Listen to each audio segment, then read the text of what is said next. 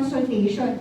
If you remember, there were several cases of children na natakot, hindi sinabi na nakagat sila or nakalmot sila ng pusa sa parents nila dahil mapapagalitan sila, no? But eventually, after nagkaroon ng konting lagnat-lagnat and then present with neurologic symptoms. So, once a patient presents with neurologic symptoms, ibig sabihin, nasa CNS na yun and we can't do anything about it anymore. So, the susceptibility to the infection in incubation period may depend on the following. So, the age of the host, genetic background, immune status, and all the rest. No? That's what's in your book. No? So, it is said that there is a higher attack rate and shorter incubation period if the patient is bitten on the head, no, or face. Kasi nga, konti na lang yung itatravel ng virus, nandito na siya papunta sa CNS, di ba?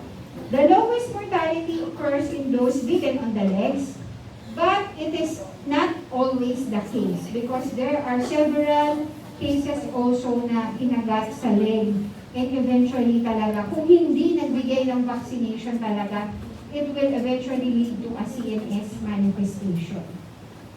Okay. So, ano ba itong mga CNS manifestations na to? You can have two. You have your encephalitic or your furious rabies or your paralytic or dumb rabies. Okay. So, the encephalitic or furious rabies presents with hydrophobia. So, alam nyo nga yan yung takot sa tubig, no? Hindi po joke yun, no? Nung bata ako, kala ko joke lang yun na takot sa tubig yung mga may rabies, no? But I actually experienced several cases of rabies in my fellowship training. They usually drown. Para silang malulubog, konting inom lang ng tubig, parang gumagano na sila talaga. Konting sip lang ng water, talagang parang nahihirapan silang huminga, no? Aerophobia. So, pag nadaanan sila ng electric fan na ganyan, hindi rin nila kaya, no? Kahit paypayan mo nga lang siya ng folder, parang nalulunod na. So, if you see a patient with rabies symptoms, encephalitic, furious rabies symptoms, you will never forget these types of patients. Okay? Kasi yun nga, parang bang feeling mo ba, umaarte lang yata yan eh, parang gano'n, di ba? Pero makikita nyo talaga siya. Talagang parang nalulunod siya. Kahit na konting-konting inom lang niya ng water. Minsan nga makita niya lang yung water, gano'n na din talaga. Kasi naaalala niya na pag uminom siya, para na siyang nalulunod. So, episodic hyperactivity, yes. Meron din mga ganyan, mga parang nagwawala, no?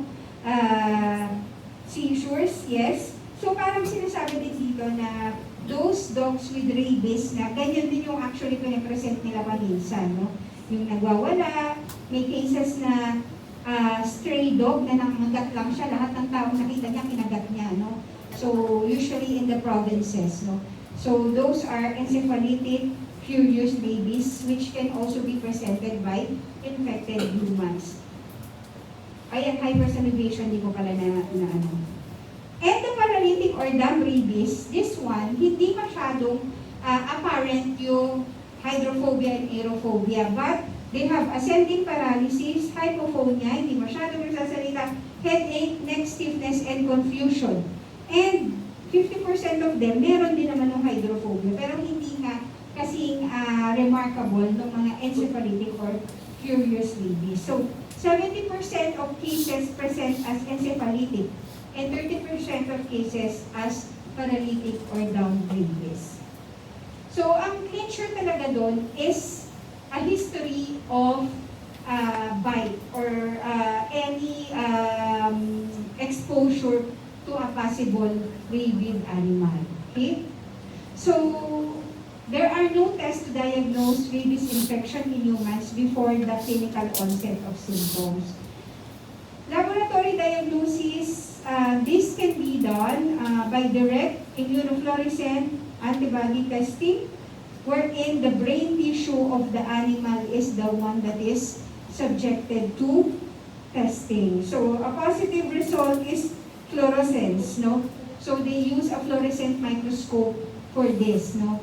This is usually dun nga ginagawa sa rabid animal. So, In the province, syempre pinapatay nila yung aso kasi nagwawala. And then you have to cast the animal and then they will process its brain. No? So a definitive pathologic diagnosis is the identification of the Negri bodies. So the Negri bodies can be seen in the brain or the spinal cord. Okay, so given that the symptoms and also the incubation of rabies, no? So for post-rabies prophylaxis, meaning nagkaroon na ng bite, scratch, or kung ano man ang nangyari, no, nadilaan yung sugat, no? So, all individuals who experience category 1 or category 2 should receive PEP without delay as an emergency procedure. So, PEP is post-exposure prophylaxis. So, immediate and thorough washing of the wound for approximately 15 minutes. So, 15 minutes na under running water, you just need to use soap. No? Wala namang specific na safeguard or kung ano mang soap yan. No? Diba nakalagay doon, the virus is killed by detergent. So, you have to make sure that the wound is thoroughly clean. Again, 15 minutes no, underwater. And then, go for vaccination. Okay?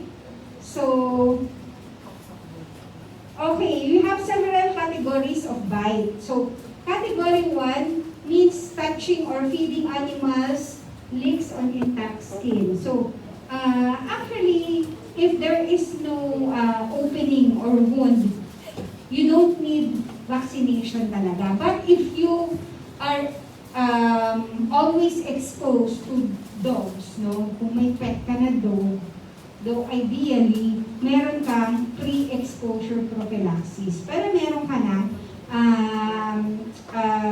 protection. So, just in case there would be a bite or a scratch, meron ka na antibodies. Okay? Category 2 will include nibbling of uncovered skin. Meron ka palang sugat. Meron kang ingrown, ganyan. Tapos dinilaan ng aso, no? Minor scratches or abrasions without bleeding, licks on broken skin. So, or if you have yung nakalmot, no? So, abrasion lang yun, hindi masyadong nagdugo, nalinyahan lang yung ano mo, yung leg mo. Kung wari, bumisita ka sa ibang bahay, no? So, that is considered category 2. So, you have to have your rabies vaccine, but there is no need for immunoglobulin. Okay?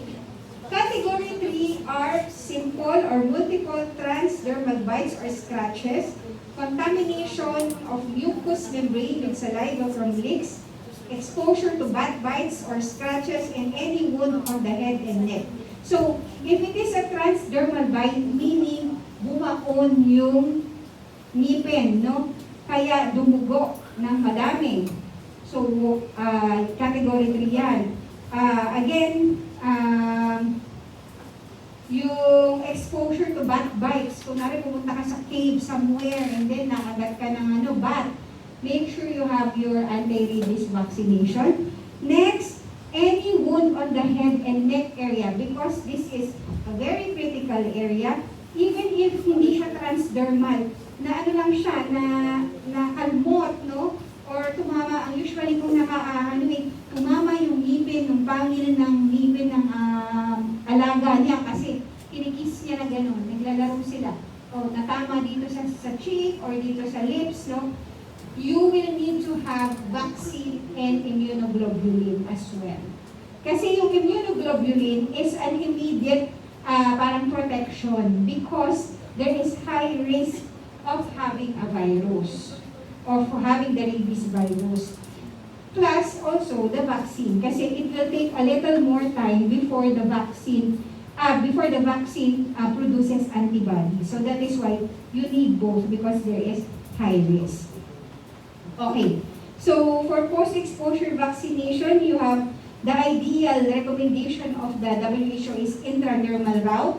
So, and then we follow this schedule. In the intramuscular, this is usually for the immunocompromised patients. They give a different schedule, and this is given intramuscularly.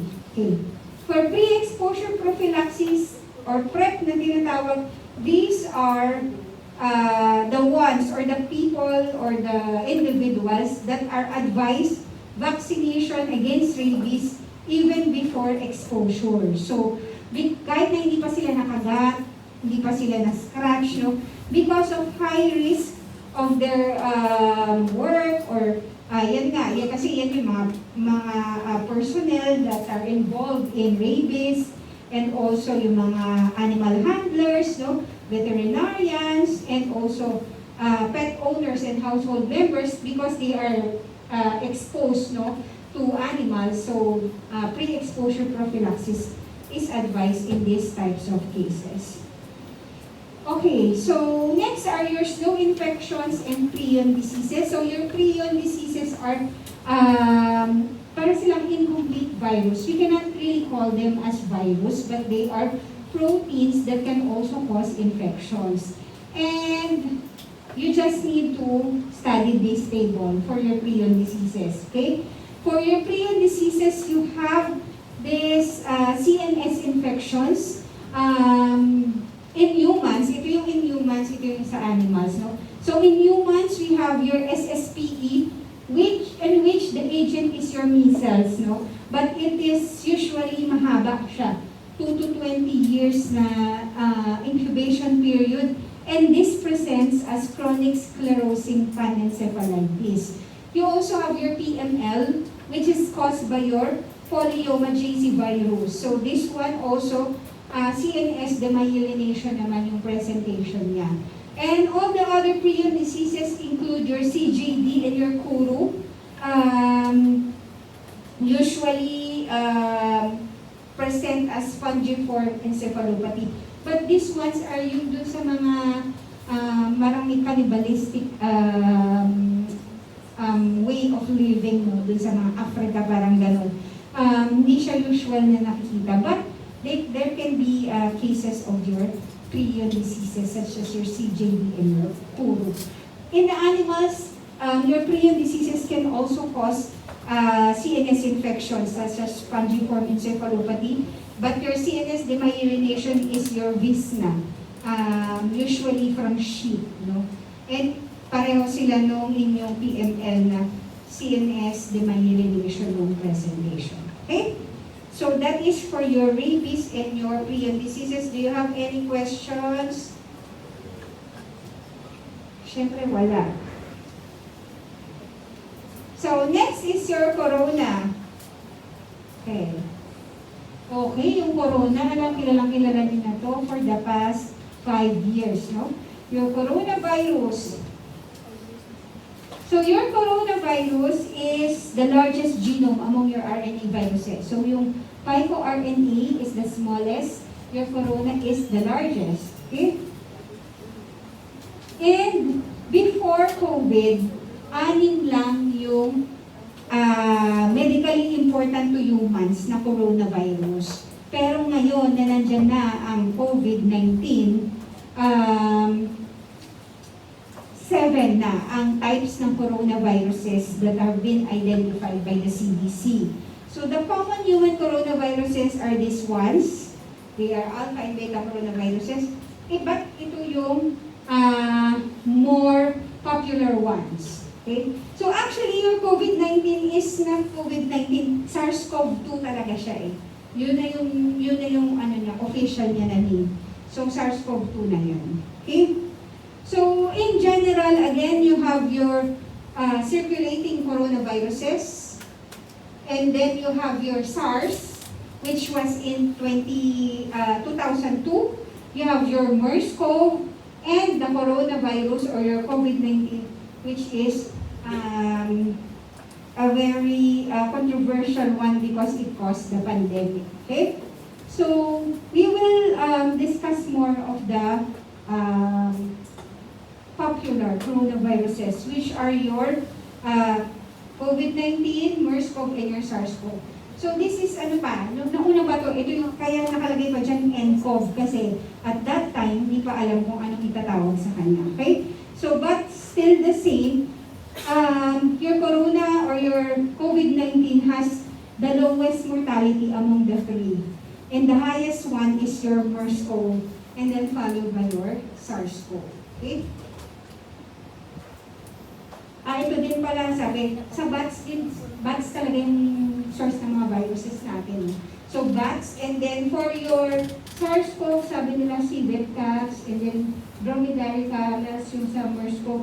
Yung sa COVID-19, hindi naman din siya specific kung ano pa talaga yung pinagmulan niya. Okay? So, most of them also has the same transmission, viral respiratory droplets, and they have also the same symptoms. Again, this shows you that still your COVID-19 has the lowest death rate among the three popular coronaviruses. Again, it's your MERS-CoV who has the highest, and your SARS-CoV following it.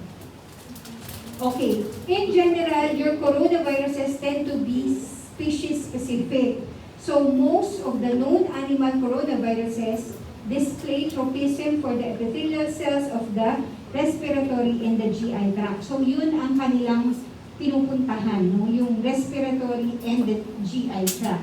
So in general, again, your coronaviruses are distributed worldwide. It is estimated that coronaviruses cause 15 to 30% of all colds. Ibig sabihin, hindi lang naman din COVID, maraming ang ibang coronaviruses na eventually nagkukos ng upper respiratory tract infection, such as your cold. Okay? Transmission is contact with respiratory droplets, contaminated surfaces, and fomites. So there is a risk of transmission in the healthcare setting with documented hospital outbreaks. So before, ang mga naging controversial lang talaga ay yung MERS-CoV at saka yung SARS, no? Dati parang ano na yan, malaking news na siya. Yan naman napunta siya sa Time Magazine. So, this is how your coronaviruses look like under your electron microscopy. So, almost the same yung itsura nila, no? Kaya nga yan tinawag na coronaviruses kasi meron silang mga galon. Ayun, corona. Okay? So, again, this table just shows you the differences. The first that we had was your SARS in 2003, followed by your MERS, and then eventually your COVID-19 or your corona. So, we just go back a little bit for your SARS, though. It was recognized in 2003. Anong age nyo ba nun? Hindi ko alam. Baka baby pa kayo nun. No? Contained within 4 months of recognition. Because of public health measures. So, there were a total of 8,000 cases of SARS recorded in 29 countries on 5 continents and a fatality rate of 9.6. No? So, this started in Hong Kong during that time. And no SARS cases have been recognized in the world since 2004. So, ito hindi siya naging pandemic, na-contain siya kaagad. So in the Philippines, during that time, there were 92 suspected cases of SARS kasi sa Hong Kong siya galing, so ang dami natin possible cases noon. Dalawa lang yung na-confirm, and the others were relatives of those who were confirmed cases. Okay? So for SARS, they have 2 to 4 incubation period, minimal transmissibility early in the course of the disease. So hindi pa siya kaagad nakakahawa. But there is high proportion of illness in healthcare workers. Asymptomatic infections are rare, and person-to-person transmission is secondary to super spreaders. So for MERS-CoV naman, this one is seen in Saudi Arabia. Okay, so it was identified in July 2012. And eventually, 98 cases have been reported from 9 countries, all with links to the Arabian Peninsula. So, doon din siya talaga galing, no? And what they saw is yun nga, yung camels yung kanilang kung saan nanggaling yung MERS-CoV. Okay? So transmission is through droplet, also from close contact from infected people, and there is still spread in healthcare settings because of poor infection prevention and control practices. So for MERS-CoV, there were a lot of deaths reported, no? 854 deaths. 27 countries had cases of MERS-CoV, and after naman nun, nawala din siya. Hindi, na-contain din yung MERS-CoV, no? So there were increased risk for those traveling in an Arabian Peninsula and close contacts of these travelers. Dito nagsimula na din yung contact tracing, no? Because of these cases, okay? So there came your COVID-19, okay? Which you all know very well. So SARS-CoV-2 is the official name of this virus, and this one also is a spillover from the bats, no? So sabi pwedeng sa snake din yata, no? Pero hindi pa rin naman siya sure, no? Unlike your MERS-CoV and your SARS-CoV, okay? So you all know that this resembles from your MERS-CoV and your SARS-CoV incubation period, ganon, 1 to 14 days. Transmission is through droplets and fomites, and they present as acute illness to progressively severe respiratory illness associated with pneumonia. So this is a comparison of your respiratory viral infections, your corona plus the flu. So as you can see here, the case fatality rate of your flu is almost none, no? Kasi flu nga lang siya. Unlike your COVID-19 at 3.4, your SARS at 9.6, and your MERS has the highest case fatality rate. Okay? Ito rin lang din yan. Pinapakita yung cases na COVID-19. So this one is matagal na to, as of 2021 ito, no? Pero during that time, what this just shows is the highest fatality rate is still your Ebola. It's at 43.9. Pero if you can compare, no, the fatality rate of COVID-19 is at 3.4, but it already covered the whole map. So eventually, naging pandemic nga siya, di ba? So in the Philippines, going back, if you remember, the first case was in January, but this one is contained, no? And it was from a Chinese national from traveling to the Philippines. But it was in March 7, 2020, when the first local transmission of COVID was detected, meaning wala siyang history of travel. Dito na talaga siya nanggaling. Could be from another person na nag-travel, pero itong particular person na na-identify is wala siyang history of travel. Okay, so signs and symptoms of COVID, you all know that fever is the highest, no? Majority of patients presented with fever, but there are those who did not, no? So hindi din naman lahat, no? But majority had fever.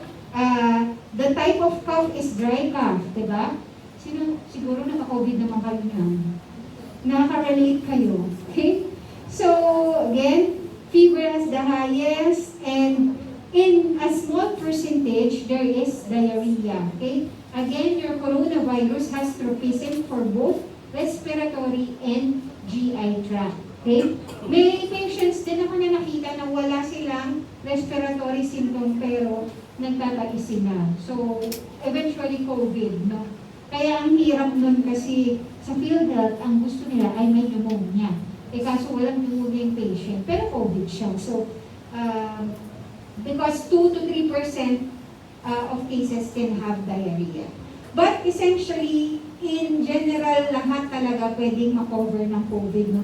As you can see there, most of the systems of the body can also be affected by the virus. Kasi ano siya, nag-hypercoagulable state, marami siyang nilalabas na cytokines, and eventually could lead to a lot of more complications. Okay?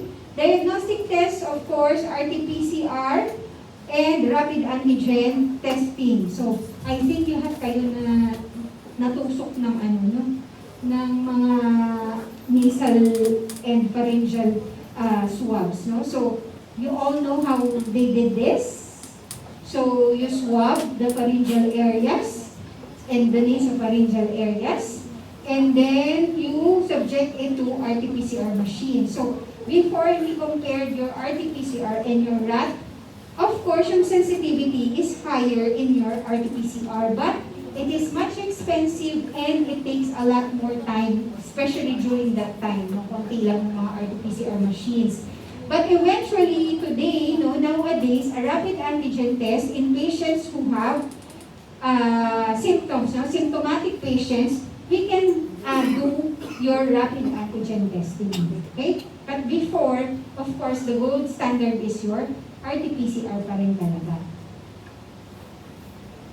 There was a time when we detected the antibodies, no? But as you know, we have several different types of COVID, no? Nag-evolve kasi yung coronavirus. Madali siyang magkaroon ng mga anong tawag dito? Madali siyang mag-develop ng iba-iba niyang strains, no? So that is why yung eventually antibodies hindi siya nag-work, hindi din siya recommended. Kasi pwede sa isang strain may antibody ka, pero itong another strain wala ka. So hindi mo pa rin siya masasabi na hindi na magkaka-COVID ang isang patient with antibody to your SARS-CoV-2. Okay? So, this is, hindi na masyado, no? Because it has already been contained. So, yung WHO before, araw-araw, meron niyang census, no? But the latest census was in 2024 pa, wherein they just noted 774 million confirmed cases of COVID from the time it started until noong 2024. No? We still have some cases of COVID today, no? But it's usually in yung mga elderly patients. No? So yun yung karaniwang patients na nakikita ko pa. Pero as of now, wala akong COVID patient. No? So I think it just tells us that hindi na siya ganun karampant. Okay? For vaccination, see, we have total doses of vaccines given. So, and these are the investigational drugs that we use during COVID-19, no, pandemic, no. So, remdesivir and your tocilizumab and dexamethasone were given in severe cases of COVID. There was a time when we gave your favipiravir. So, this one is a tablet form, but it is taken in several tablets, no? Kasi siya, parang 1,800 milligrams, ilan lang, parang ang preparation niya yata ay, 600 milligram or 400 milligram. So, marami kang iti-take daily. So, eventually, hindi namin yan nabinigay mo kasi nagreklamo din yung patient. And it is an investigational drug. So, hindi siya officially makakatanggal ng COVID, no? So ano lang siya, we give whatever we can to try to not, the virus not to replicate anymore. Pero hindi nga siya recommended talaga. So it is an investigational drug. Later on, they released also molnupiravir. So molnupiravir is also a capsule given, as well as your nirmatrelvir and your ritonavir. But these ones are, mas konti naman yung pag-take ng tablets. So, these are also given in mild cases of COVID and they are given orally, yung nirmatrelvir and your ritonavir and also your molnupiravir. So, for prevention and control, there is no proven treatment. So, all the things that we discussed are investigational drugs up until now. Meron na tayong vaccination na binigay, no? So, hopefully, alam niyo yan, yung proper wearing of mask, no? Social distancing at that time, very strict. And hand washing should be practiced still, kahit hindi na pandemic, no? Because all the other viruses and bacteria and parasites are prevented by proper hand washing. Okay? Again, 40 to 60 seconds ang duration ng entire procedure. So for vaccines, we have released several vaccines. There is no specific vaccine kung anong better or best, no? But during that time, we have to have something for protection. So these are the vaccines that were available before. Okay, in May 2023, the WHO has declared ending of the COVID-19 as public health emergency, but still they monitor it. Also in the Philippines, in July 2023, we have lifted state of public health emergency due to COVID-19. Okay, and up until now. Okay, so that's it for your coronavirus. Do you have any questions? Meron pa tayong isa. Okay pa ba kayo? Sorry ah. So the last one is your retroviridase. So your retroviridase, this includes, this is an envelope positive strand RNA. Envelope contains viral glycoproteins, and it has your reverse transcriptase. So it has your RNA-dependent DNA polymerase and integrase. Okay? So it replicates through its DNA intermediate. So your retroviridase has three major genes. Your GAG, which encodes for the capsid proteins. Your POL, or it encodes for polymerase, protease, and integrase. And your ENV encodes for the glycoproteins. Your retroviridase has three subfamilies. This includes your oncovirinae, or oncovirus, that transforms target cells, immortalize and transform target cells. Your lentivirinae, these are slow viruses associated with neurologic and immunosuppressive disease. This includes your HIV, which we will discuss later on. And your spumavirinae. This one has no clinical disease, but causes your vacuolated or your foamy cytopathology. Okay. So for your HTLV1, this is the first pathogenic human retrovirus discovered. And this is the causative agent of adult T-cell leukemia. And it can be seen endemic in the following continents. No? So mode of transmission can be vertical, sexual contact, or blood transfusion. Your HTLV1 associated adult leukemia or lymphoma presents with high WBC count, leukemic involvement of skin with lymphomatous vasculitic lesions, and it may present also with hepatomegaly, splenomegaly, and lymph node enlargement. So this has a fatal clinical course. And mature T cell presents with pleomorphic irregular nuclei that express helper T cell marker CD4. Next is your tropical spastic paresis, or HTLV1 associated myelopathy. So this HTLV1 causes slow progressive weakening of the legs, and it can result in your paraparesis or your paraplegia.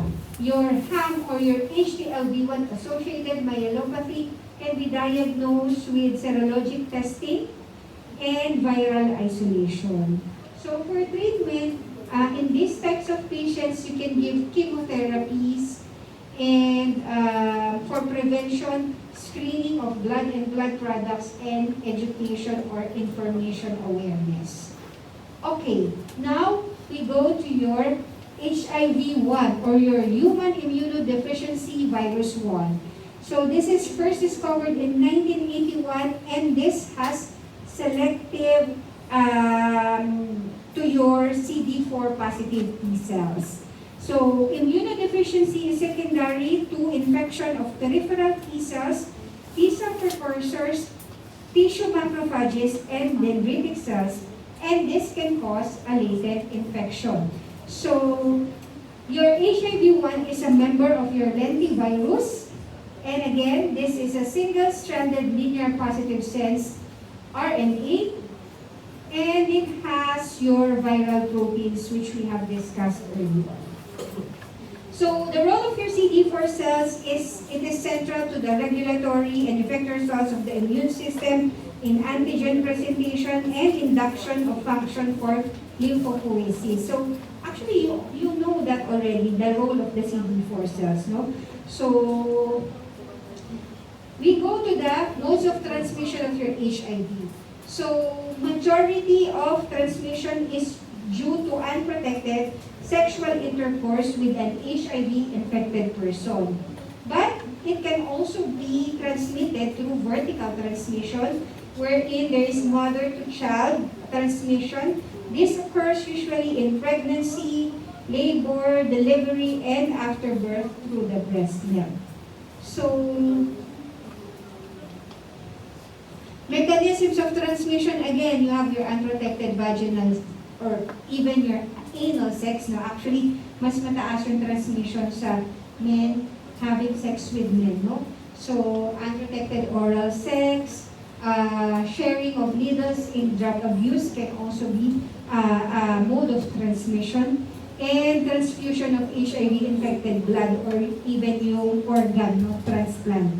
But most of the time naman, there are tests that are done, no, to these blood products and organs before transmission. So the clinical course of your HIV, the primary infection starts in acute infection, wherein you have your plasma viremia. So the blue line is the plasma viremia, meaning the virus in the blood.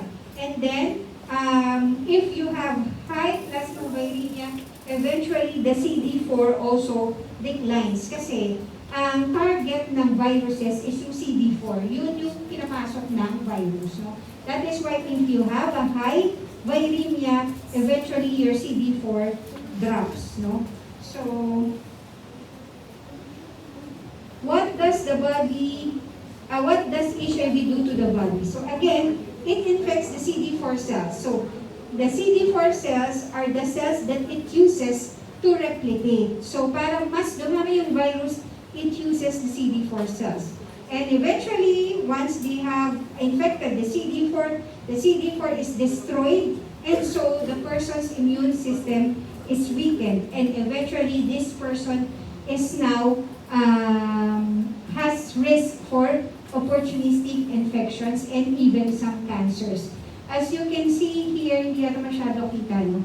But itong dots are your HIV. So, konti pa lang siya. And the hearts are supposed to be the CD4 cells. So, at the beginning of the disease, there are some HIV, but eventually, as the disease progresses during this stage, this is already AIDS, no? Acquired immunodeficiency syndrome na to, because puro HIV na, konti na lang yung CD4 na naiwan. Okay? So, these are the stages of HIV progression. You have an acute infection, clinically asymptomatic stage, symptomatic HIV infection, and HIV progression to AIDS. So, the stage 1 is acute HIV. This occurs 2 to 4 weeks after initial infection and can be characterized by your usual viral symptoms. So, flu-like illness with lymphadenopathy, fever, malaise, or any pwedeng sore throat, o kahit ano po pwede nga yan. Yan yung initial stage na na-acquire yung infection. And this is usually self-limited and patient usually recovers. So again, it can present as fever, lymphadenopathy, pharyngitis, rash. No? This is very non-specific, no? Your associated acute retroviral syndrome. So only 20% of people with your acute retroviral syndrome will have symptoms serious enough to consult a doctor. So during the acute HIV infection, most of the time, hindi naman nagko-consult ang pasyente. So there is what we call the window period. This is a period wherein there is a false negative HIV result, no? Because HIV is present, so the virus is there, but there is still a low antibody because your screening test for HIV detects antibodies. So, hindi pa siya kaagad nakakapag-form ng antibody. So, this is usually a false negative test, no? And a repeat test during this time is necessary. Usually, we do it every 6 weeks, no? Until makita natin na mag-positive siya. Kasi sometimes yun nga, hindi nag-form ng antibodies. So, the initial infection, as you can see here, it can be up to 60 days window period before the antibodies rise, no? And then, as you can see, ito yung threshold for detection kasi mataas na yung antibody niya. So, that is at roughly 110 to 120 days, no? So, next is your clinically asymptomatic stage. This is the longest of the stages, but this is very varied, no? So, it is said it can last 8 to 10 years, but again, it varies from person to person, depending on immunity, yan nga, nutritional status, stress, or hindi natin kasi masasabi kung gaano kahaba na siya asymptomatic. Meaning, wala na siyang nararamdaman, pero nag-replicate yung virus doon sa katawan, no? So, in HIV, in peripheral blood drops, but the patient remains infectious. So, hindi ibig sabihin na walang nararamdaman, hindi na siya nakaka-infect, no? The patient is still infectious, but HIV level is very low in the blood, but it is active in the lymph nodes. So, nakatago lang siya. Latent lang siya sa mga lymph nodes, pero nandyan pa rin yung HIV. So, as you can see again, this graph shows you that the antibody, so wait lang, ito yung CD4 count. Again, when you have a high virus, the drop in your CD4 happens, and then you have a plateau of your CD4. So, mataas siya. And then you have this period where there is asymptomatic, no? Hindi siya nakikita sa blood, pero nandoon siya sa mga cells, no? Sa mga lymph nodes. And eventually, tataas ulit siya, no? Yung virus. Pagtaas ng virus, bababa ulit yung CD4. And then during this time, napababa ng CD4, pataas na yung virus, those are the times when we can see the opportunistic infections already. Because your CD4 is dropping, no? Pababa na siya, no? So, the symptomatic HIV infection stage, this one is a burnt out immune system. Kasi nga, bumababa na yung CD4 and mataas na yung level ng HIV. And this is where you can have unexplained weight loss, recurrent diarrhea, seborrheic dermatitis, no, recurrent herpes, and other infections, no. Eventually, this will lead to your AIDS, no. Because your HIV, hindi naman siya automatic na AIDS. AIDS is only the late stage of HIV infection, okay? So, which is your stage 4, no? So, this is acquired immune deficiency syndrome. This is the end of the HIV disease spectrum, characterized by the presence of group of diseases, no? It is said that when the patient is already in stage 4, the CD4 is less than 200. Okay? And that is where AIDS-defining illnesses are identified. So AIDS-defining illnesses include your pneumocystis pneumonia, no? Disseminated MAC infection, CNS toxoplasmosis, cryptococcal meningitis, Kaposi sarcoma, CNS lymphoma, some present with cervical cancer, bacterial pneumonia 3 times in a year, esophageal thrush. No? So these are some of the AIDS-defining illnesses. So you can look at it in the internet.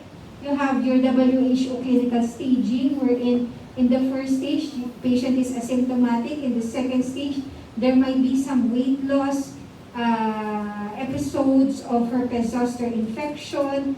In the stage 3, there is significant weight loss already and presence of your oral candidiasis, prolonged fever, no?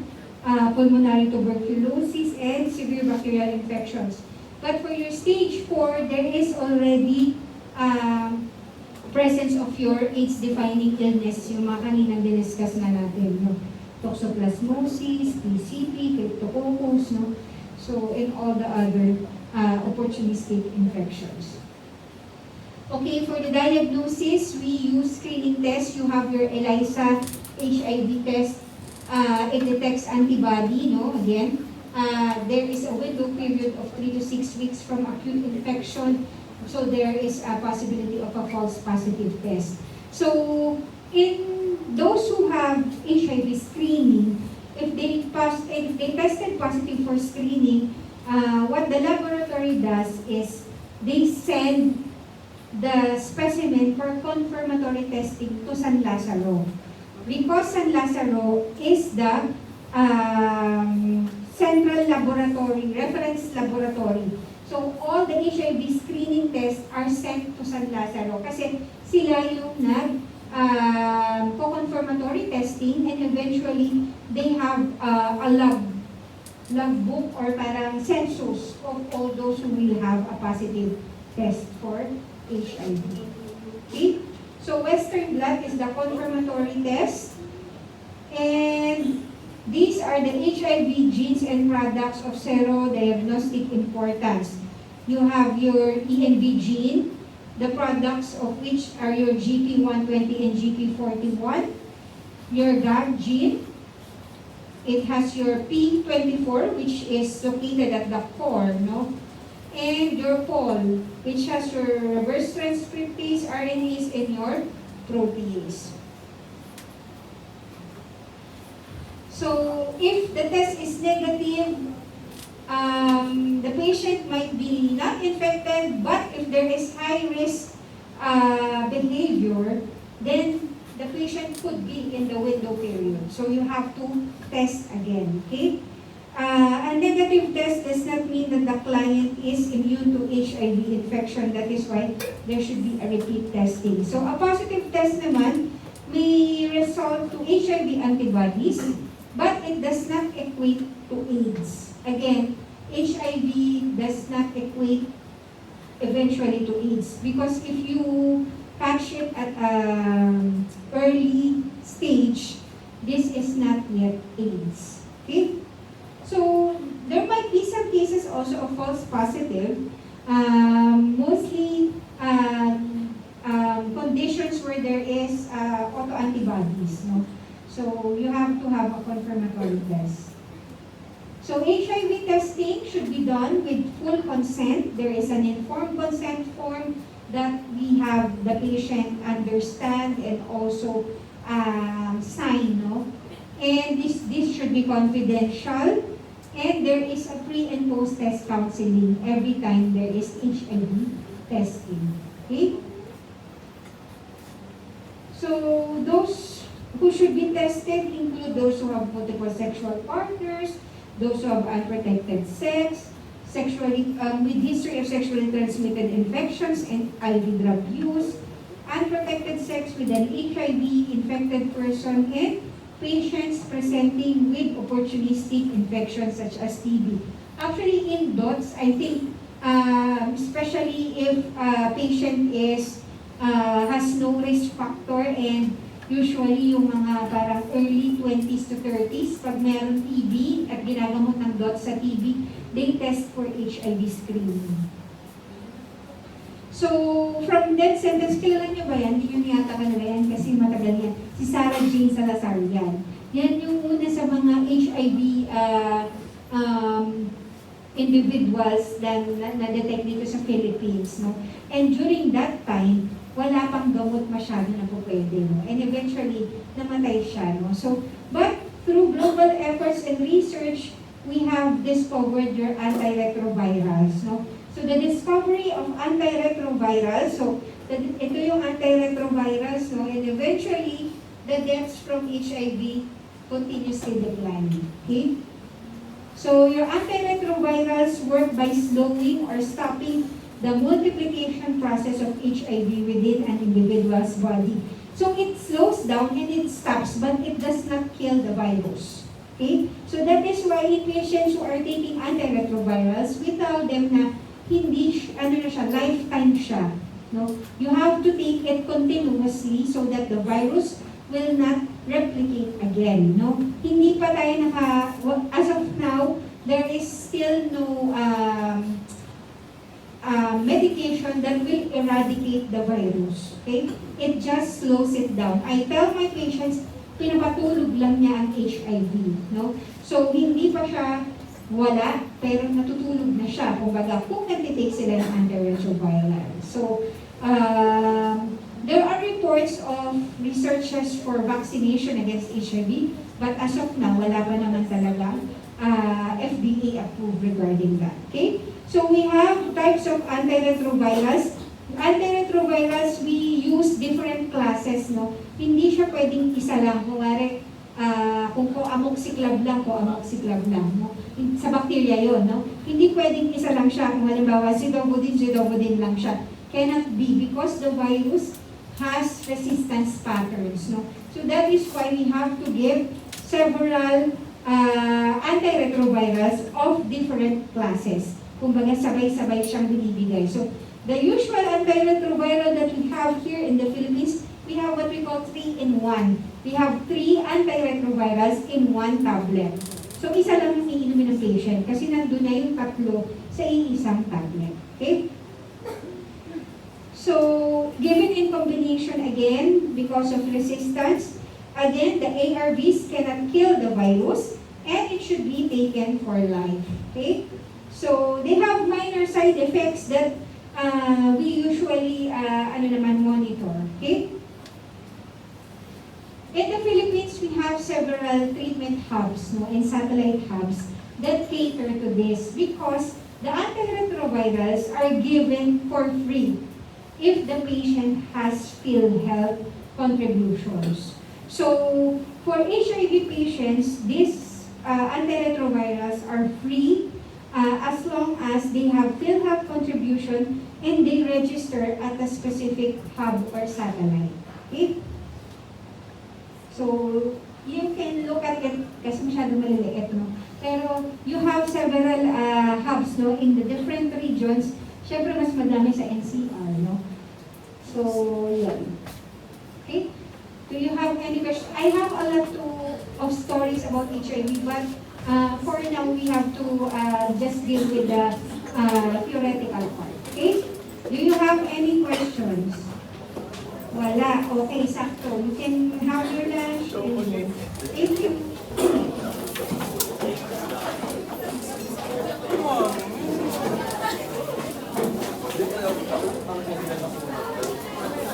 Wait lang. Attendance muna pala ako. Attendance.